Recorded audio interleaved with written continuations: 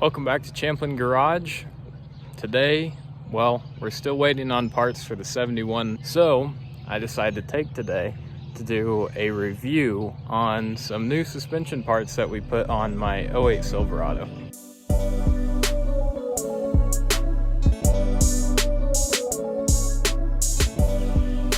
Here's my 2008 Silverado.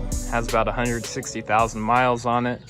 We have a 3.5-inch rough country lift on it, and with that, these lifts get a lot of hate for riding terrible without the upper control arms. And it's about time that those ball joints need replaced, so I just spent the money and got some of the control arms that are made to go with the lift. And while I'm there, the struts were leaking so bad, I'm gonna put some of these Bilsteins in. Bilstein, however you're supposed to say it. There were no good videos out there on the differences of ride before and after. So I'm gonna strap a camera up underneath the truck, go for a little drive before, change the stuff, go for a drive after, and let you see if it's worth it. Okay, so we got the strut switched out to the new Bilstein, and here's just a comparison of the stock upper control arm and the rough country upper control arm. They're a lot beefier, but the main difference is that this ball joint comes out straight and this comes in at an angle. That way, with the lift kit, with everything pushed down, the ball joint ends up straight up and down. Here's the finished product. Bilstein 5100 strut is in, the rough country upper control arm is in, and I went ahead and replaced the tie rod ends while I was doing it. The old struts weren't super shot, but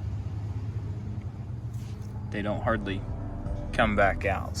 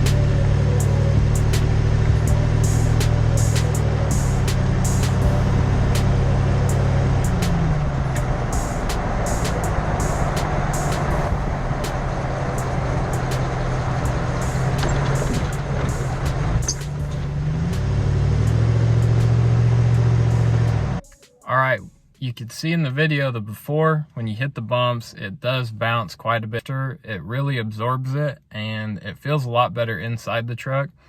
You don't feel the jolt as much, and being as how I did everything at the same time, it's hard to pinpoint which of the components is really making the biggest difference. But altogether, it rides a lot better than it used to, and it does control better. So if you have a rough country 3.5-inch lift, I definitely recommend those upper control arms. I didn't have them for a few years. It's not terrible, but it definitely doesn't ride the best. But with those, I think it'd make a huge difference and make it a lot more enjoyable to ride. Then the Bilsteins, you can put those on anything, and I think they're a nice upgrade over stock. Okay, my 100% honest review on the parts. Price. They are expensive. But when you compare it to replacing to an OE match stock part, they aren't that much different. The control arms were just about the same exact price as stock, and the struts, it's really only a couple $100 difference. So if you have worn out parts like I did and you're going to replace them anyways, you're really only looking at a couple $100 difference in order to go with the upgraded stuff. So worth it on price? Yes, I think so. Ride, it wasn't as big of a difference as I thought it would be, but it definitely is a noticeable difference. If I was going from a brand new truck with brand new stock suspension, I don't know how great the difference would be then, but this is from a 160,000 mile used truck. Overall, worth it? Yes, I think so. So that's my 5,000 mile review. The comfort to the cost of the parts, I think, is worth it. And you may as well, spend a couple $100 extra and get the nicer stuff that'll last longer and ride better. All right, hopefully in the next 2 weeks, I'll have parts for that old truck. We'll jump back on that, either welding in body patch panels or getting a dually axle on.